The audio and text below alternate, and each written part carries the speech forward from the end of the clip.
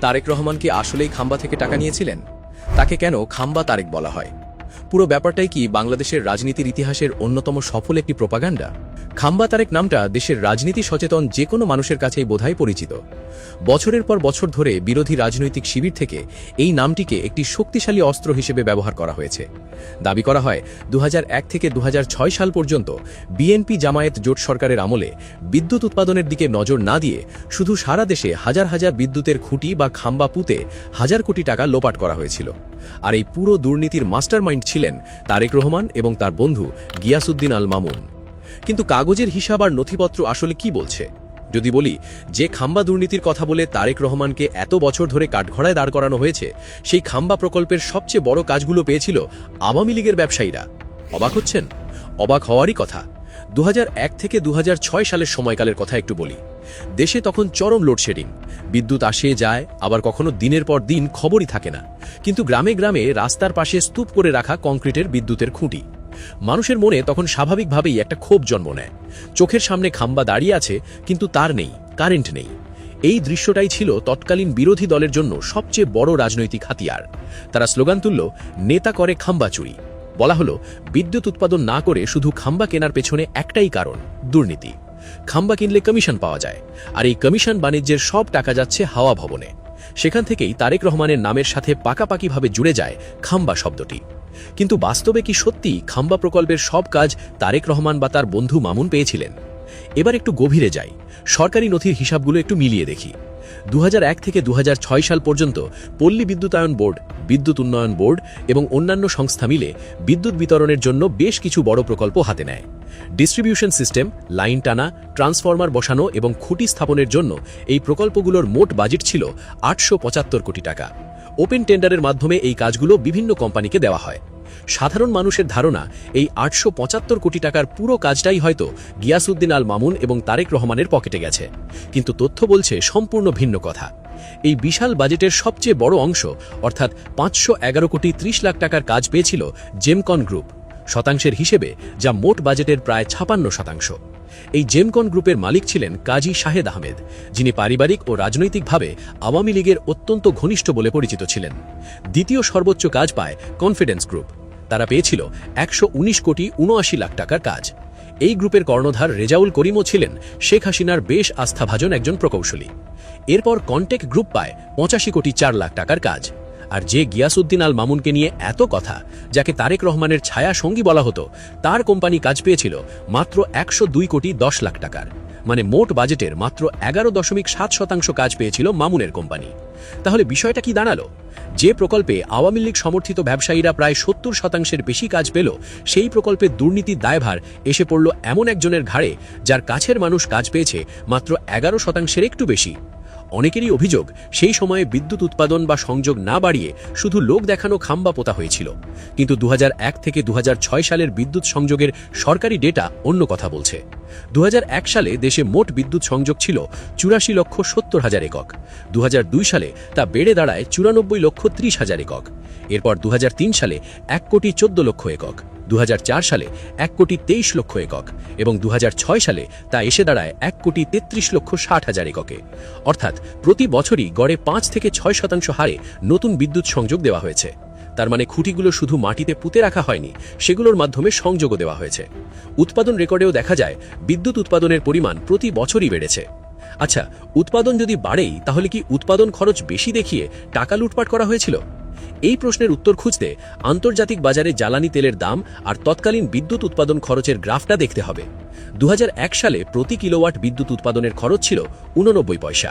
তখন বিশ্ববাজারে ক্রুড অয়েলের দাম ছিল $20 থেকে $25 আশেপাশে। 2006 সালে তেলের দাম বেড়ে $35 থেকে $38 ঠেকলেও বিদ্যুৎ উৎপাদন খরচ বেড়ে দাঁড়ায় $1.27। অর্থাৎ বিশ্ববাজারে তেলের দাম প্রায় দ্বিগুণ হলেও দেশে উৎপাদন খরচ সেই হারে বাড়েনি। এর প্রধান কারণ ছিল তখন দেশের বিদ্যুৎ কেন্দ্রগুলো চলত মূলত দেশীয় গ্যাসে, যার দাম সরকার 72 থেকে 74 টাকার মধ্যে ফিক্সড করে রেখেছিল। ফলে বিদ্যুৎ উৎপাদনে অতিরিক্ত খরচ দেখিয়ে টাকা লোপাটার যে থিওরি দেওয়া হয়, তার সাথে পরিসংখ্যানের তেমন মিল পাওয়া যায় না। সবচেয়ে বড় কথা হলো, আরিবির পল্লী বিদ্যুতায়ন প্রকল্পের প্রায় 50% অর্থায়ন করেছিল বিশ্বব্যাংক।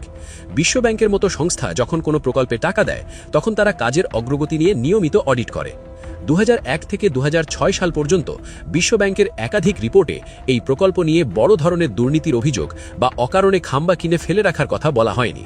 উল্টো তাদের রিপোর্টে এই প্রকল্পের আউটকামকে সন্তোষজনক বলা হয়েছে। এত খাম্বা পড়ে থাকলে বিশ্বব্যাংকের মতো ডোনার সংস্থা সবার আগেই সেই ফান্ডিং বন্ধ করে দিত, কিন্তু বাস্তবে তেমনটা ঘটেনি। তাহলে খাম্বা দুর্নীতির গল্পটা এত ছড়ালো কিভাবে? এর পেছনে মূল কারণ হল 2009 সালে এক ইংরেজি পত্রিকায় প্রকাশিত একটি প্রতিবেদন। সেখানে দাবি করা হয় R44 মডেলের 10.6 মিটার লম্বা একটি খুঁটি কেনা হয়েছিল 15,500 টাকায়, যার বাজার দর ছিল 6,422 টাকা। একইভাবে R41 মডেলের খুঁটি 8,575 টাকায় কেনা হয়, যার দাম হওয়ার কথা ছিল 4,442 টাকা। অর্থাৎ বাজার দরের তুলনায় প্রায় 2.5 গুণ বেশি দামে খুঁটি কেনার অভিযোগ তোলা হয়। কিন্তু পরবর্তীতে বিশেষজ্ঞরা দেখিয়েছেন শুধু একটি খুঁটির দাম আর খুঁটিটি পরিবহন করে গ্রামে নিয়ে গিয়ে মাটি খুঁড়ে লাইন ও ট্রান্সফরমার বসানো মোট খরচের মধ্যে আকাশ পাতাল তফাৎ থাকে। শুধু কাঁচামালের দাম দিয়ে পুরো প্রজেক্টের খরচের হিসাব মেলানোটা ছিল এক ধরনের তথ্যগত বিভ্রান্তি। তবে এই বিভ্রান্তিটাই তৎকালীন বিরোধী দলের জন্য এক দারুণ রাজনৈতিক ক্যাপিটাল হয়ে ওঠে। তারা সভা সমাবেশে তারেক রহমানকে উদ্দেশ্য করে খাম্বা চুরির অভিযোগ আনতে থাকেন। যখন বারবার একটা কথা বলা হয়, তখন সাধারণ মানুষ সেটাকেই ধ্রুব সত্য বলে মেনে নেয়। বিশেষ করে যখন দিনের বেলায় ঘন্টার পর ঘন্টা কারেন্ট থাকে না আর রাস্তার পাশে খাম্বা পড়ে থাকতে দেখা যায়, তখন সাধারণ মানুষের পক্ষে পরিসংখ্যান যাচাই করার ধৈর্য থাকে না। তারা চোখের দেখায় যা বোঝে সেটাকেই বিশ্বাস করে। আর এভাবেই তারেক রহমান ধীরে ধীরে হয়ে ওঠেন খাম্বা তারেক।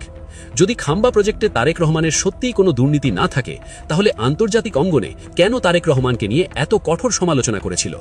2008 সালে ঢাকায় নিযুক্ত তৎকালীন মার্কিন জেমস এফ মরিয়াটি ওয়াশিংটনে এক গোপন তারবার্তা পাঠিয়েছিলেন, যা পরে উইকিলিক্সে ফাঁস হয়।